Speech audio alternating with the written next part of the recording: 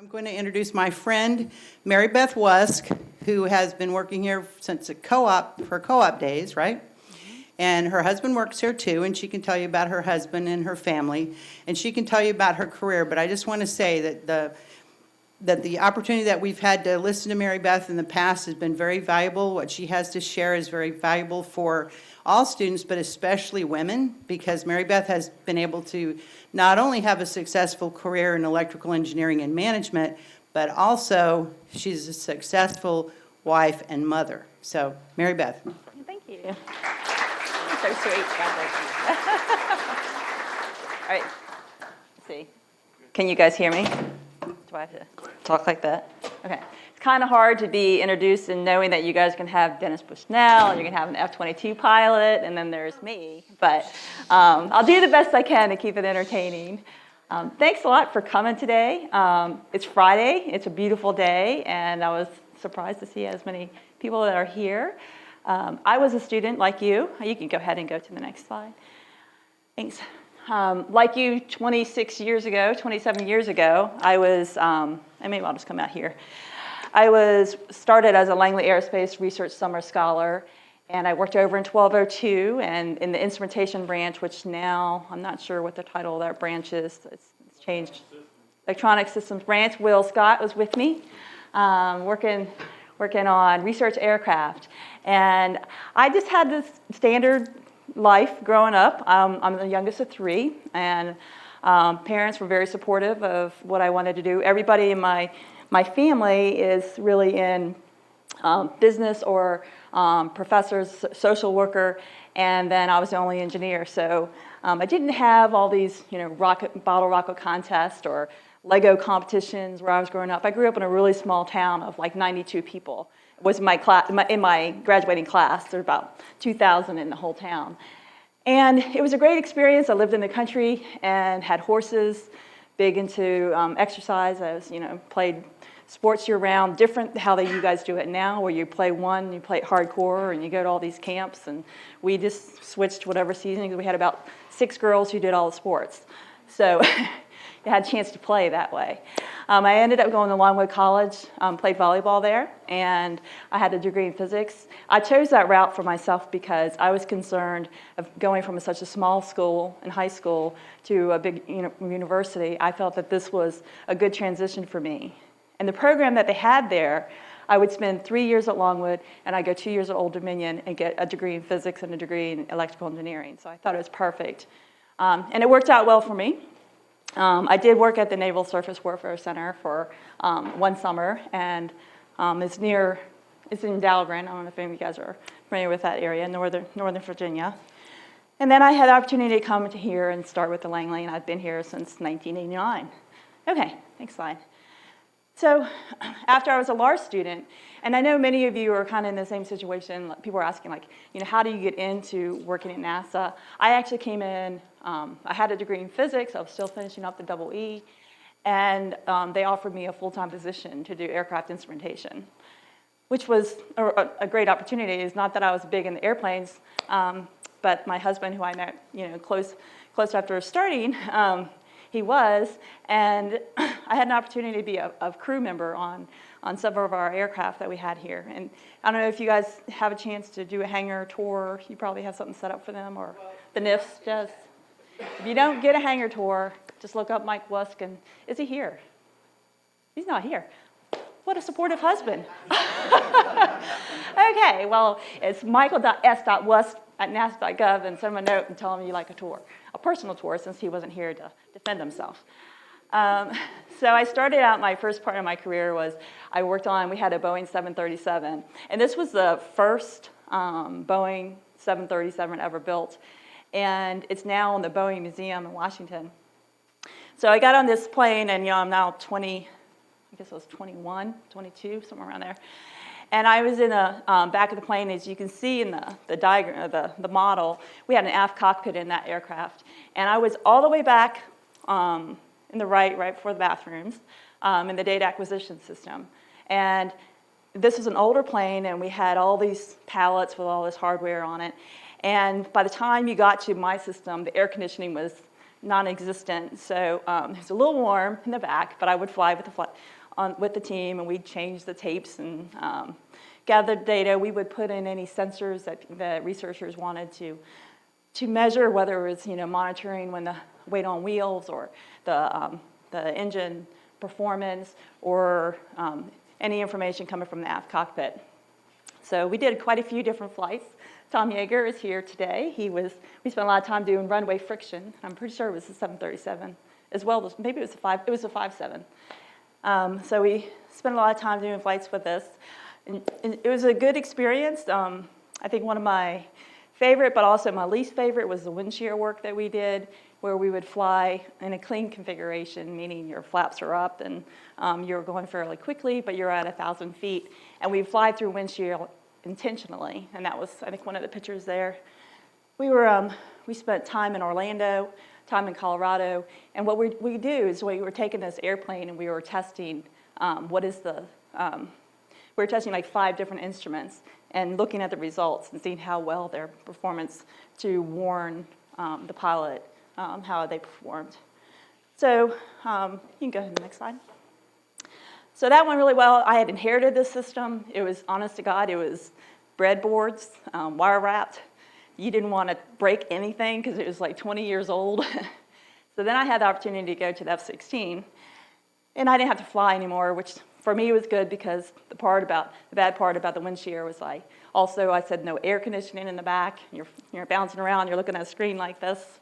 It's a little bit challenging. I filled many barf bags on the flights, but once you do it, you're okay. So then I got to work on the F-16, which we had borrowed from Dryden, now Armstrong.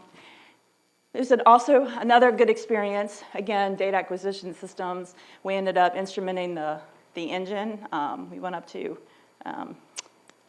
the Coast Guard facility up in New Jersey, I think it's called. I can't remember what exactly location, but anyway, we would do high lift data visualization flow over the wing. We installed the first differential GPS system, which really dates myself, on the plane. And the hard thing on this one is that it was very compact. I was kind of used to having this space on the 737. And we had the whole data system was just behind the cockpit. And there's a hole there, we call it the hell hole. And nobody else would go in there. But I told them, don't joke around because I'm a little claustrophobic because I'd have to go in with my arms up over my head to work on the data system. So I was, there was no joking when I was in there, they had to watch me and they, don't pull my feet or anything. But so it's just a different environment to work in. First I had all the space, and now I'm this, in this hole, and I'm working from the ground. I got a couple times to fly in a T-34.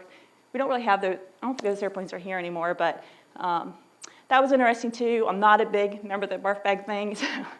That was a little hard for me as when he tried the barrel roll on me, but it was fun to give it a try.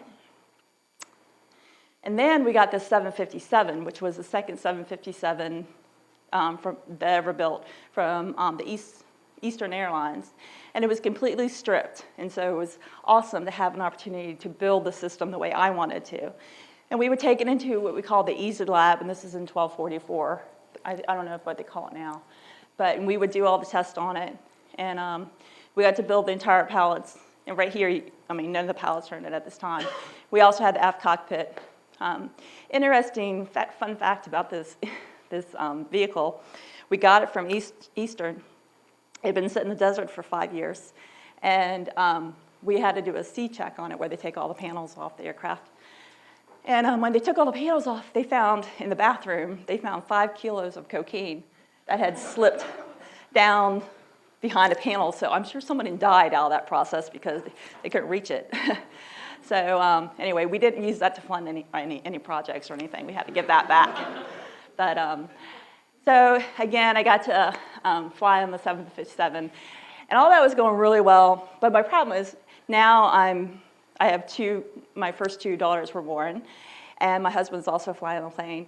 And for me as a mom, we had the kids at daycare, but we had to figure out a balance. And I said, hey, how about I go to the spacecraft side of the house? So I moved to start working on satellites and rockets. All right, so what I'm supposed to talk about, I guess, is some of the launch vehicles, and I'm not, with ITAR restrictions, I'm not going to go into a lot of details about the vehicles themselves, but I'll tell you just a little about some of the personal experiences with this. Now, the nice thing, I had built up a nice set of tools with working with data systems and having my electrical engineering experience. And I was the kind of person that would take black boxes that the researcher would give me, and I'd integrate it into our system, and I would record the data, calibrate in the sensors that I needed to, bring that data back and provide it to the researcher. And I also worked on telemetry systems, and so I felt, very comfortable with all this. Next slide, please. So I got to work on Calypso. Have any of you guys heard of Calypso? Okay, good. It just celebrated 10 years in flight. It's an Earth-observing satellite that has a laser on board. It's flying in this aqua train with multiple satellites. We started in about 1999, I think it was, where we started working with the French when we won the proposal. And when I was working on the aircraft, we would turn around a project in 2 months. And so when I got to this project and they said, we're going to launch in 2005, I'm like, oh my God, what did you do for 5 years, And, but it took the whole time to get it together. Our partners were CNES, the French Space Agency, and they provided the spacecraft bus, and we had the payload that we built with Ball Aerospace, and we launched on the Delta II out at Vandenberg. Next slide, real quick. So we spent a lot of time working with Ball. My personal job was I was a command and control engineer for NASA, and I had a counterpart in France. And we had to make sure all the interfaces were defined and captured, because the one thing working with the French is I learned that you have to be organized, you have to not have false constraints, and you have to document it well, because things get translated wrong easily. And I find that those tools help me now, even to today, where having clearly defined agendas when you go in for discussions, and also when we finish our discussions, that we have an agreements and actions that we all agree on. And we always wrote them down, which helped me. But I try to use that in my jobs today. So when I spent some time at the picture on the right we were in Alcatel, which is in Cannes, France. Not a hardship place to be working. Really enjoyed that. You would roll the doors to go outside, and you were on the beach, right where they had if you walk like 2 blocks, it's where they do the red carpet for the movie stars. Now my kids, when I came, I sent that picture back to them. I remember them saying that I looked like the lunch lady. And I'm like, all right, so I don't think they were that impressed with what I was working on. So what we did, a lot of our testing that involved verifying that the system was working properly. We had a laser on board, and what we did had a ground system that we would do these atmospheric tests, and we would compare the results. And obviously the one that's on this payload is much more powerful than the one we had on the ground. But we would do these calibration tests, and I got to go out to Boulder, and then we repeated it also again at Vandenberg. Okay.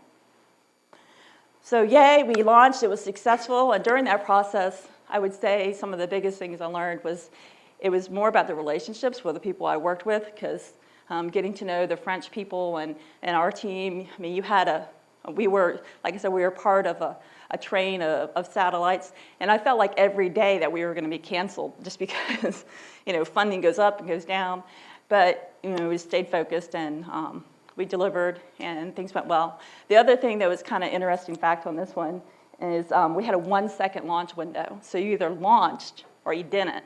And so I was in France, and I guess I just didn't think about it, that we would take a lot of time to launch. So we would go to work, and we would, whatever, the weather was bad, or we had comm problems. And we were there for I felt like I was there for at least a week before we launched. And then I think we had 5 launch tries, and we kept canceling. I'm thinking, I'm never going home. Again, not a hardship. I was in Toulouse, but it was amazing when you hear people talk about their launches, and they say they have a 2-hour launch window. I was like, well, wow, that's forever. We had one because we had to get in position because these other satellites were flying in formation with us. So anyway, we successfully launched and we finished the 45-day assessment period, and Calypso is still running today. And we do our command and control for the vehicle. We send it to the French and they upload it to the satellite.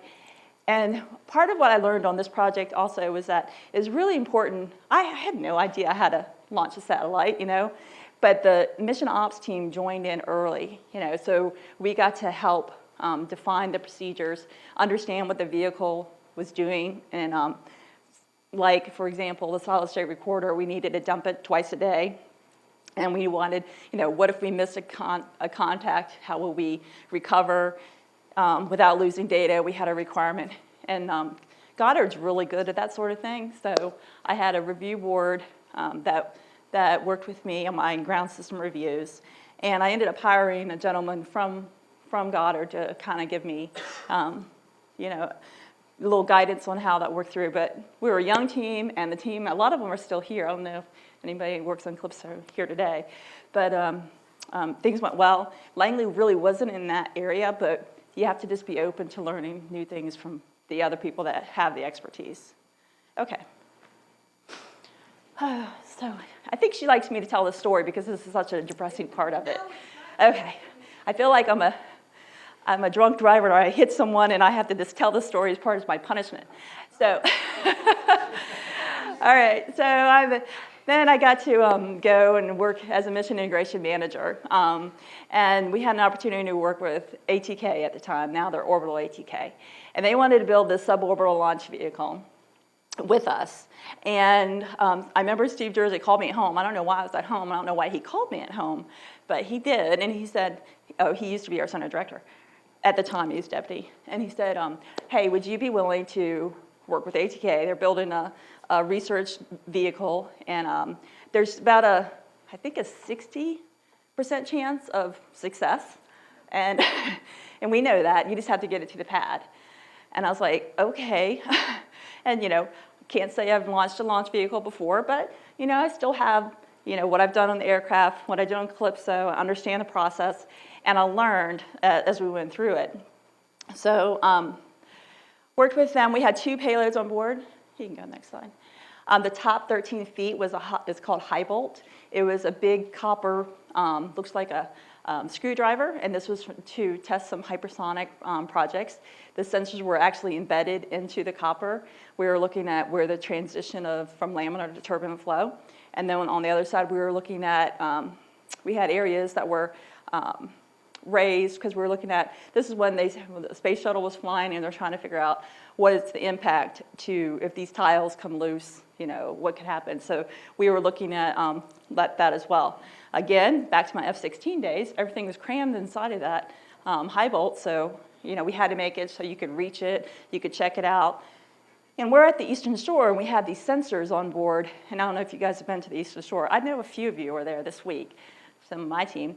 Well, it's humid and hot, and you're right on the water. Well, we have this big slab of copper, and so we had to take special care of our sensors. We actually would take like an eraser and just get the corrosion off of the eraser, off of the copper, off the sensors. So we would be checking all of our sensors.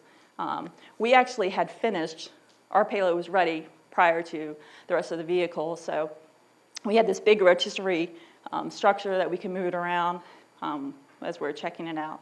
Next slide.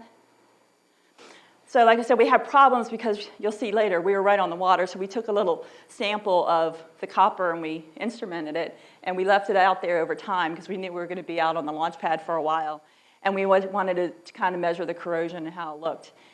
So, you think, you come up, I feel like I work with MacGyvers, you come up with these weird ideas, so I don't know why we put it in a hard hat, but we did. And this was out at the launch pad, and we would just monitor the performance of those sensors over time, so we knew what to expect when we took our vehicle out there.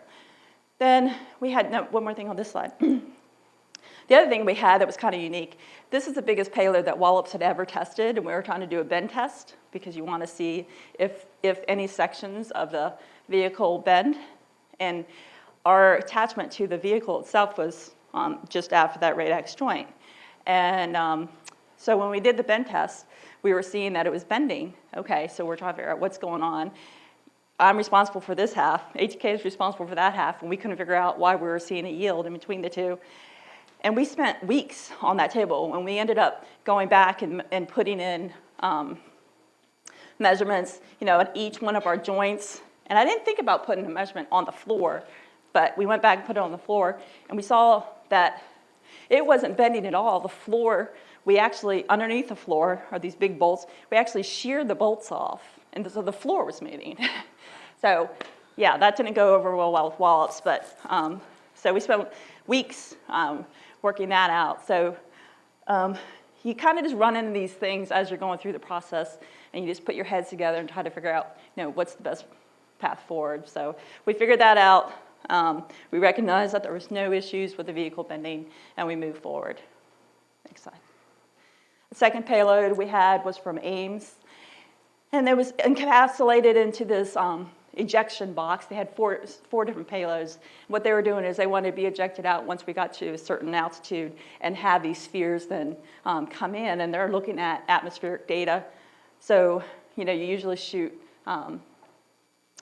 met rockets so you can get an idea of your environments. And the idea was, if we sent these, then they could get the meteorological data, with the vehicle itself.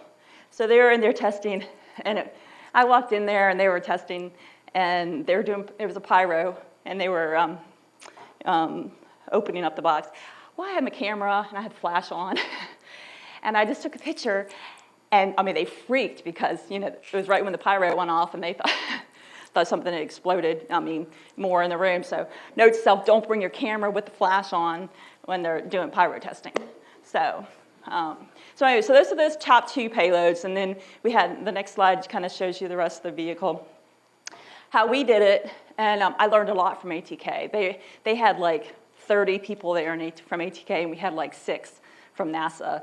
And as we were doing the integration, we would do our horizontal integration, and then we did our vertical. And we'd have the 2 motors, first stage, second stage, and also the payload that was inside of the section here, and then our high volt payload. And you just do all the electrical connections and verify that everything's working before you go out to the pad. Because once you go out to the pad, once you leave this building, their processing facility, they got a lot going on at Wallops. They don't want you staying a lot of time out there. So, so we wanted to make sure everything was working, before we got out there. All right, next slide. So then the next challenge was, this top payload weighed 3,500 pounds, and I had to lift it. I think we lifted it like 17 times. And lifting it in the lab was, it was a critical lift, which requires a great deal of paperwork. But we had our rotisserie system, and we had these eye bolts on the inside, and we went through the process of making sure that we lifted that properly. Just before, while we were out there, I believe Lockheed, I remember seeing it in the news, had dropped the payload. So I was very sensitive to working with this. And when I came in, one of the guys, the technicians there, had stitches in his head.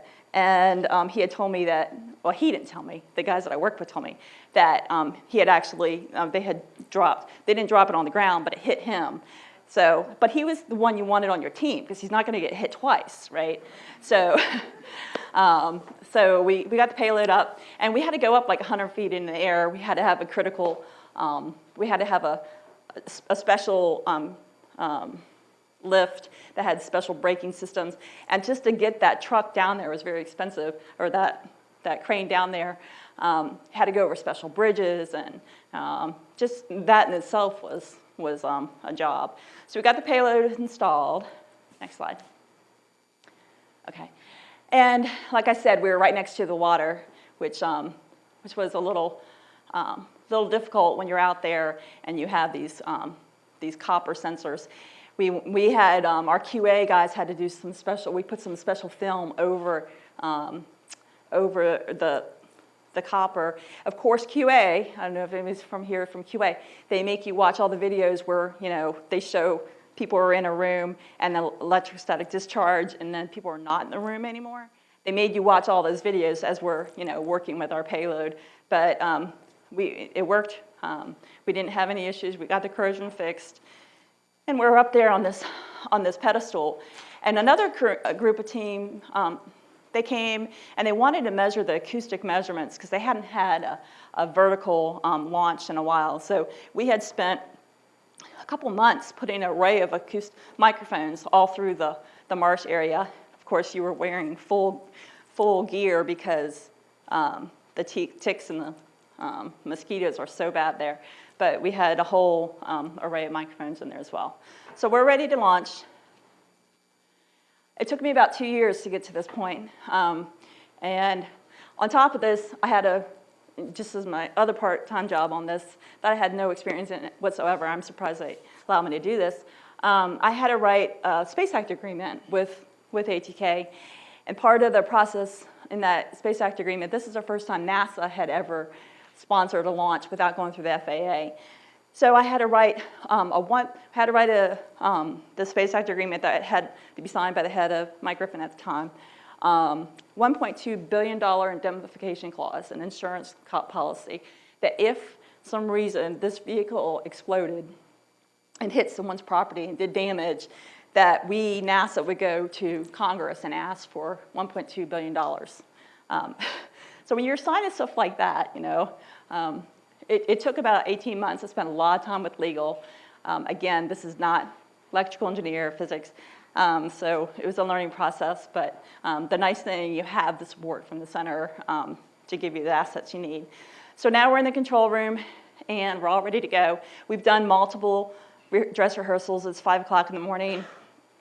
During the dress rehearsals, they would do things like, first they would just have standard dress rehearsal, and then they'd give us anomalies, green cards, which I don't know why they call it green cards because it should be a red card, where like they would pull somebody out and say, you can't talk on the headsets. And I was playing earlier the audio. It gets very busy listening on the headsets. You listen to like 3 or 4 channels at a time. And so we had to go through, we all knew what we were supposed to do, and the one guy didn't make his call. And so, you knew you couldn't go forward, so you kind of had to work at real time with what you were supposed to do to recover. So we had our procedures down well. Okay. All right, so this is the video from that day.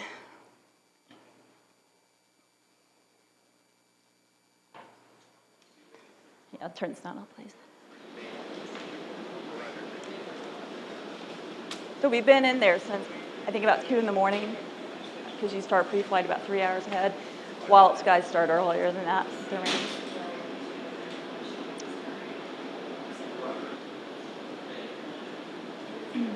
If you haven't had a chance to tour the Range Control Center at Wallops, I highly recommend take a trip out there. We have people in the control room. We have people in the blockhouse out by the vehicle. The blockhouse is the building that's protected if there's a bomb blast or anything else. Man, you zoom in on the moon, you can totally see. It's kind of hard to see. Right if I shut the lights off, it might not come back on.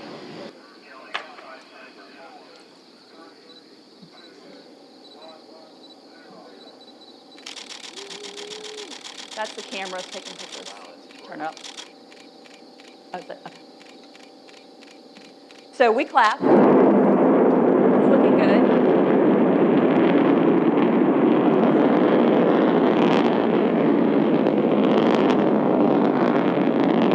But my kids were there. They were very impressed. Everybody's like, "Are you supposed to blow? Are you supposed to do that?" It was not. What happened is, you can just let it play. That's fine. It had a flight controller on board that was supposed to control the vehicle. It had a very distinct flight path. I needed to do a hard cutover.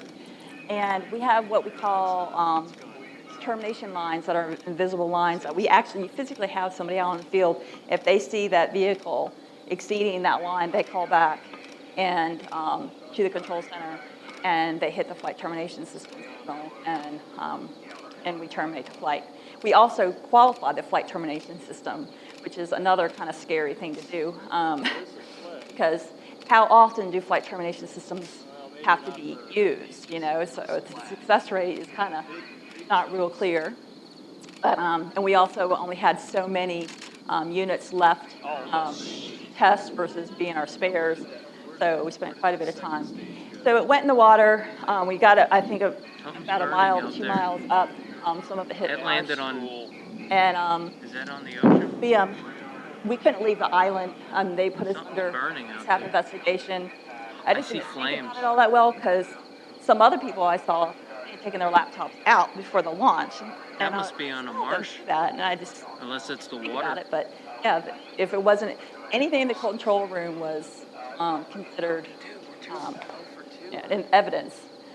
So I had no phone, no computer, and out on the Eastern Shore another week. Sorry, you can go on. I think I've seen enough of that.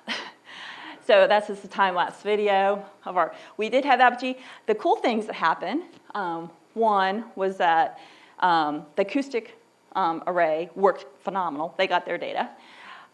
We were communicating with the high bolt from the vehicle, and when it exploded, the whole idea of that second payload is once the first payload was ejected off, the second payload sensed that it was gone, and then it would open up, and the pyro would release the probes, and all that happened. It was just the apogee wasn't quite where we were looking for it. So anyway, so that was the high bolt Sorex ALB mission, and just real high level, the issue was there is a and again, I'm not an expert on this, but there's a null that is put on the nozzle that you need to take that into account, that error.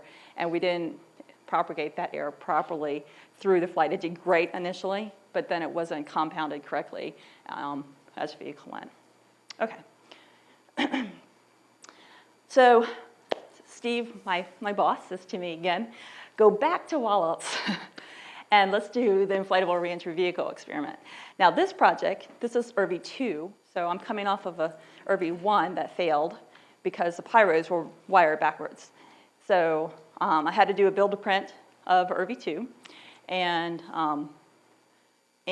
work with the same team. I was the only new person, and he said, and make sure it doesn't happen again. And IRV 1 was built over 6 years, so people would work on it for a little bit, funding would stop. You know, people work on a little bit more, funding would stop, a lot of people would change, and so I got to do this. We set up a schedule.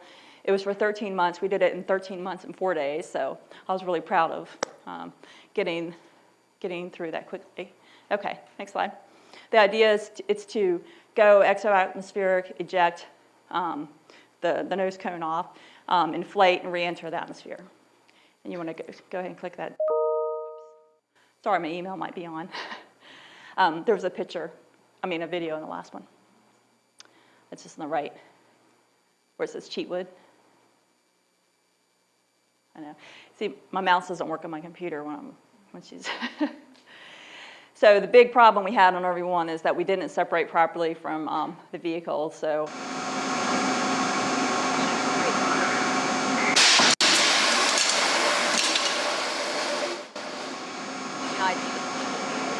some of the testing that we did there. So I find myself 13 months after the failure back in the control room, and I guess I just didn't really think about it until we're in there and we're starting doing the countdown. I'm like, oh my God, what if we blow up again? Or we wouldn't blow up. They didn't have a flight termination system on this one. But what if it doesn't work or it doesn't separate? And I didn't really get nervous until we were behind, about to launch, a couple of minutes before launch. So you can go ahead and show the next one on the video.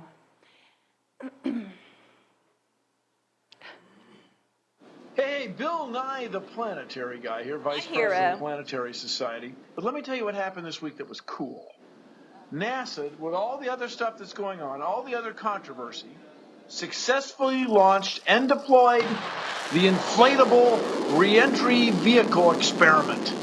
This thing is an industrial fabric mushroom that inflated in space and came down through the Earth's atmosphere successfully. It had a little bit of spin to make it stable. And this is exactly the kind of thing that we need to do if we're going to go to Mars, whether it's with people or with robots. Because here's the thing. Mars has an atmosphere, but it's not much of an atmosphere. You enter the Martian atmosphere at any reasonable speed, you're going about Mach 10. By the time you get down deep enough in the atmosphere where you could fly around with your airplane or something, you're going about Mach 0.6. That's a huge range. And things get torn apart and they get really hot. under those kind of aerodynamic conditions. But the inflatable reentry vehicle experiment was a success. This is the future. This is the kind of cool thing that NASA's got to tell the world about. Maybe it'll now be a reasonable cost to go up into low Earth orbit, grab debris, bring it down safely, burn it up easily. Then maybe we can go to other worlds like Mars and walk around and look at rocks. This could be cool.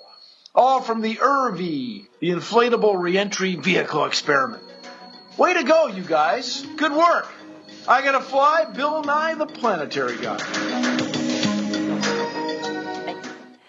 He's one of my heroes, so, I mean, I could have gotten all kinds of NASA awards, but to have an endorsement from him was really cool.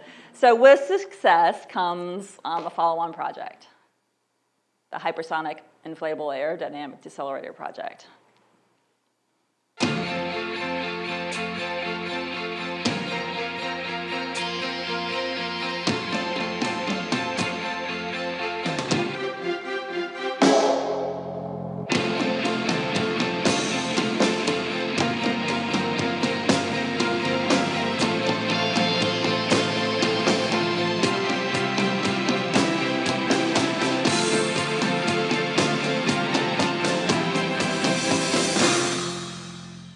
I like that. It's kind of gets you pumped for the technology. So anyway, all right, next slide. So now we're following the same process we followed on, from the aircraft to the satellite to the launch vehicle. I'm going through this to design, assemble, test, and launch process. We have a little more time on this. When we were doing this, the IRB-3 project, now what they're looking at is higher heat rates. We ended up being on a 3-stage vehicle instead of a 2-stage, have much more aggressive trajectory so we can have higher heat rates. We also were doing a lot of ground testing as well in parallel. So next slide. You have to do everything on these. You can go ahead and start the video. You have to figure out the best shape for the vehicle. So we go to this facility, a ballistic range test down in Eglin Air Force Base, and you shoot this cannon that goes down this test site, and you look at the aerodynamic effects of the shapes that you have. So we went down. 5, 4, 3, 2, 1.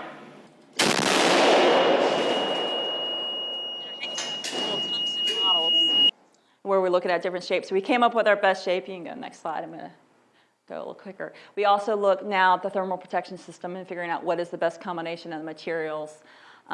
We test them in the 8-foot high temperature tunnel. If you guys haven't had an opportunity to go there, it's a really cool tunnel here at Langley to test.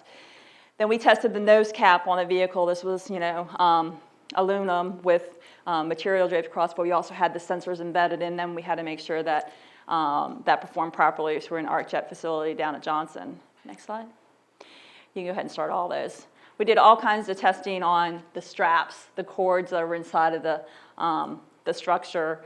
The structure itself we took to NFAC facility at Ames Research Center, and this actually happens to be our 6-meter article. The ones we flew were the 3-meter. Looking at, making sure that the vehicle won't buckle on itself, coming up with the best design. All right, you can go next slide. Then we had to put all these systems together and pack it in this small little container. So we have the structure, the thermal protection system, and we had this this container just to verify that we could fit into the shroud of the vehicle. Next slide. This was the inflation system. I just wanted to give you an appreciation of how complicated it is. We had to carry our own nitrogen tank, and we had this, this array of tubes running through it. And what we did is to verify that we could inflate within, it was like less than 3 minutes, verify that we could inflate in the duration of time, because it's very, you're only exo-atmosphere for so long, you want to be totally inflated. So we had these, we call them hot dogs, where we inflated. It was the same volume of the inflatable itself, but we obviously didn't want to be testing on inflatable in case we made a mistake. And so we would do testing in the lab to make sure that worked. Okay? All right, you can go ahead and start it. So this is the IRB-3 video. It's 10, 9, 8, 7, 6, 5, 4, 3, 2, 1, T0. And we have liftoff of the Brain 11 carrying IRB-3. Beautiful view of the rocket. Plus 40 seconds. Now in third stage burn, black Pyro brand motor. bus is enabled. Plus 50 seconds. Should be coming up on Verify all burnout. lanyards stripped. Plus 1 minute. Verify nose cone, micro switch. So then nose cone's off, you're starting to see environment. Actually, that's Earth. And to be in the control room and to see that, I mean, I've never been an astronaut or anything, but that was awesome, and actually to see it. And the next pictures were even better when we saw our inflatable inflate, and we knew how large it's supposed to be. And it just, this picture, I didn't give you the one where we took all the images and put them together so you could see it, but it was just so stable, and it was going, you know. RV3 is returning to Earth and Gs. descending in altitude, as you're able to see from the screen that you're watching. So needless to say, we were very excited. Things went well. And RSO ROA, have you guys vectored stiletto into position? We had coordinated with the Navy to have a We're stiletto. in process right now. Know what that is. I didn't know what it was, but it's a really fast boat. It's like one of their, like you see in all CSI movies or NCSI, whatever it's called, you know, a drug runner kind of boat. And they had them going out because they were going to try to recover the article, but unfortunately we didn't make it to the right location and on time.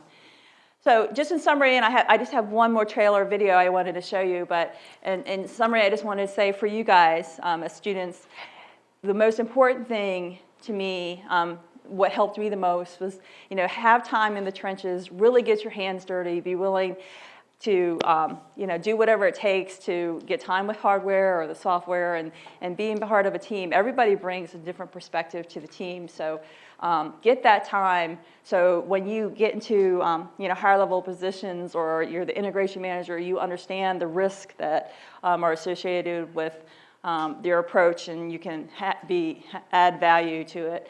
And learn from those who have been successful, but also learn from those have not been successful. I think I have a different approach on everything because I failed more so than because I've been successful.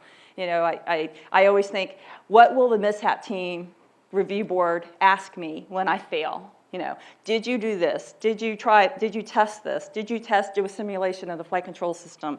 You know, did you verify that the ejection on the shroud was wired properly? You know, you got to go through all those things. And there are some things that time and money you just can't do because you only have so much budget. Let your management know these are the risks that I'm accepting. Communication is key, especially with the French, but, you know, anytime you have virtual teams, which we seem to be doing more and more, you know, constant communication is helpful. Building strong relationships with your team. People have to trust you, and you have to trust them. And so, if you have that, it makes a huge difference. And I think I mentioned this already. Diversity in your team, because people come up with different ideas. You saw some of the ideas that the team had as far as how we were going to troubleshoot some issues. It's all fine when everything's going well, but when you start having problems, you definitely see the true character of people, and you also see, you know, ideas that you might not have thought of before. Beware of launch fever. I thought they were just kind of joking about that, but you're getting all kinds of pressure from your management. They're having people come, you know, for the launch, and they want to know when it's going to be. You know, don't rush it. Just take the time. It doesn't matter. One gentleman said to me, you know, if we launch 3 days late, 2 years later, you're not going to know. So just take the time that you need to do. Dress rehearsals are very important. You just have to be in the point where it's standard process. So not a lot of extra thinking is going on because you're overwhelmed already. And be open to learning new ideas. And most definitely is to enjoy the process. It's exciting opportunities that you're going to get to experience. And I look back at my career when I was making this presentation, I was like, wow, I've done some pretty cool things. You know, don't always be pushing for the next thing. Just, you know, enjoy what you're doing. So with that, I just have one last thing, and I have a couple more minutes. Just one last video, and I just want to show you. Yeah, don't start. Yeah, I'm going to talk first.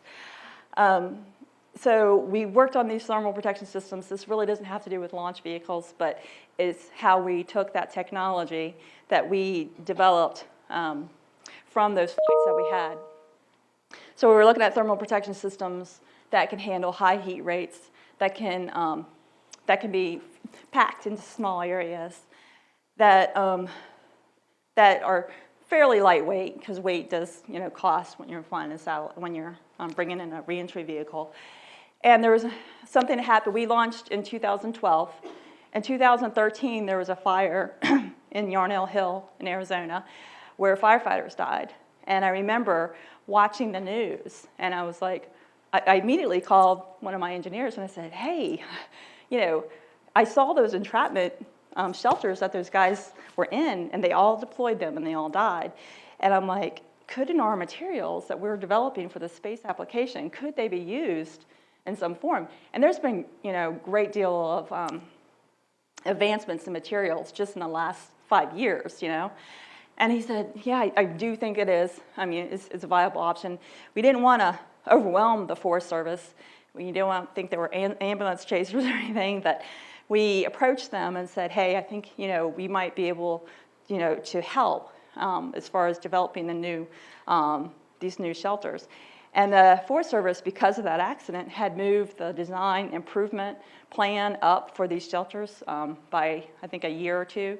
So they have this process out there where they're going to replace the shelters that the firefighters use. So this is just a quick video about what we're doing in that area.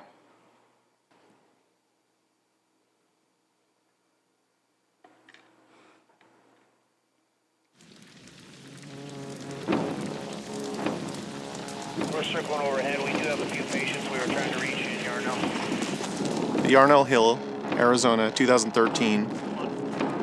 There were 19 firefighters that were battling a wildfire. They can't get away from the fire to their safe zone, meaning their safety route's been cut off. They have to deploy their shelters.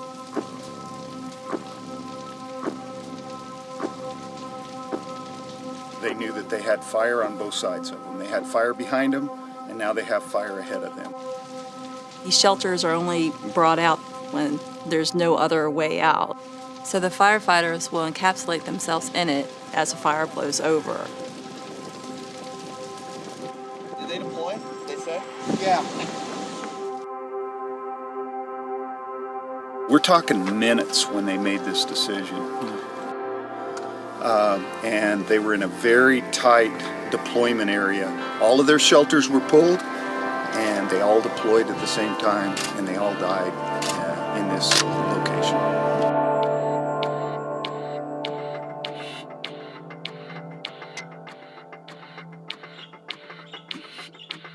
We took note of a tragic loss of firefighters in the summer of 2013, and we thought if there is something that we're doing inside of NASA that can be worked in a little bit of a different way and have a bigger application out in the commercial world, we look at that opportunity.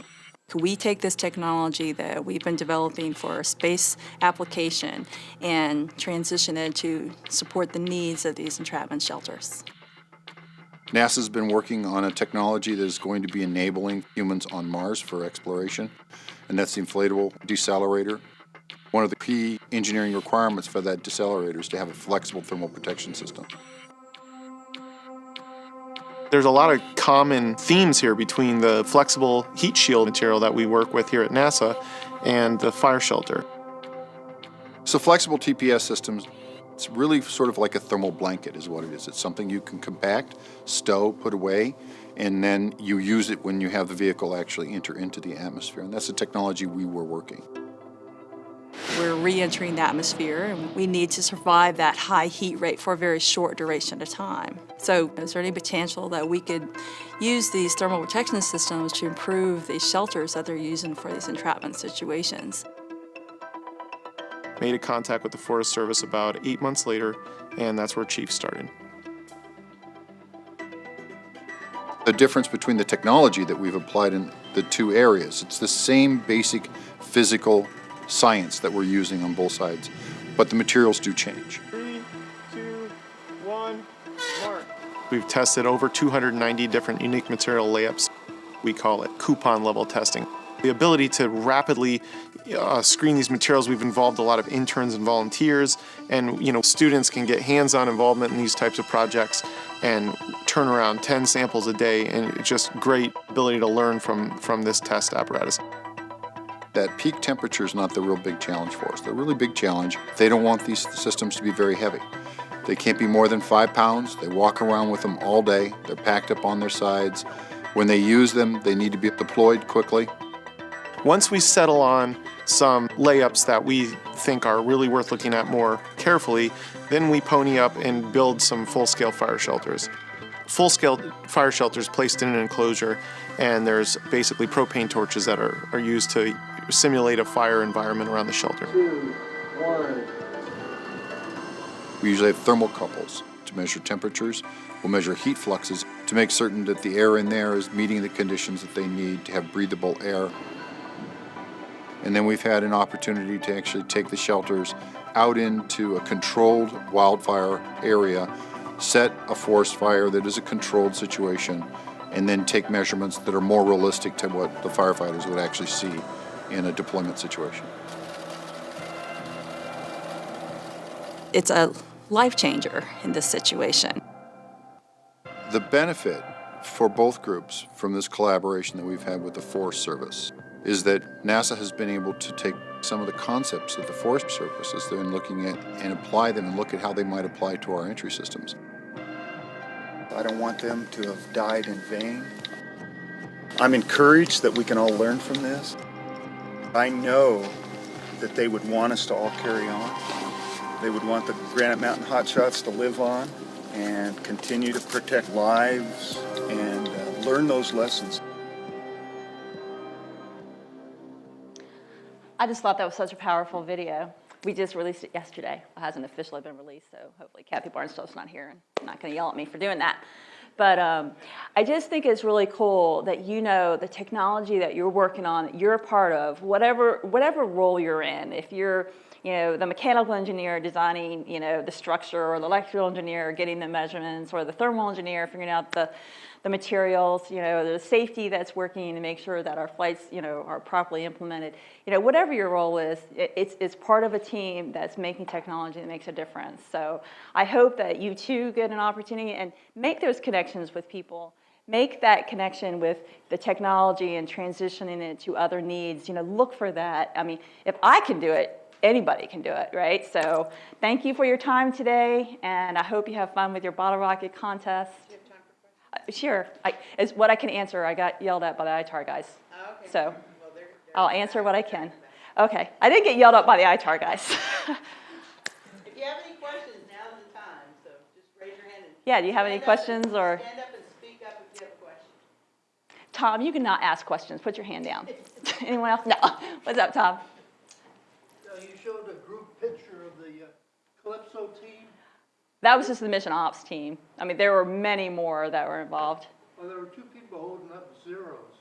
That means launch day of 0. Oh, okay. What they did, each day they would have a countdown, 5, 4, 3, 2, and launch day 0. We actually set it up because I was in France at the time, but it was just kind of a promo thing.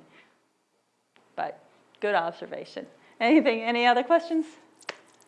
Yes, sir. So there's supposed to be, I think, 2 other follow-on missions to the ARD missions, which, due to some launch vehicle mishaps, have been delayed or canceled. Right. I'm not sure. Are those missions ever going to happen? Yeah. So that was the Antares vehicle that failed. I think it was a year ago, maybe a little bit longer than that. Which they're actually supposed to be flying in July. They're the first time back at Wallops. They're doing a static burn. I think they've completed that, and they're doing the launch in July. So yes, they were supposed to be using an inflatable. I can't remember the exact diameter. I want to say 9 meters, where they would bring back the Cygnus module, and that would go to space station. That did not, because partially the Antares, but also just funding, that did not go through. They are working with ULA to look at recovering one of the boosters. So they're in the process of negotiating that. And if you Google ULA high ed, they have, ULA has released articles. So it's nothing top secret there. Okay, any other questions? Well, thanks again for your time. I hope you have a great time with the bottle rocket, and seriously enjoy this summer, get as much as you can to make your connections with people, and it's a great place to work, and as you can see, you can get lots of different opportunities. So thank you.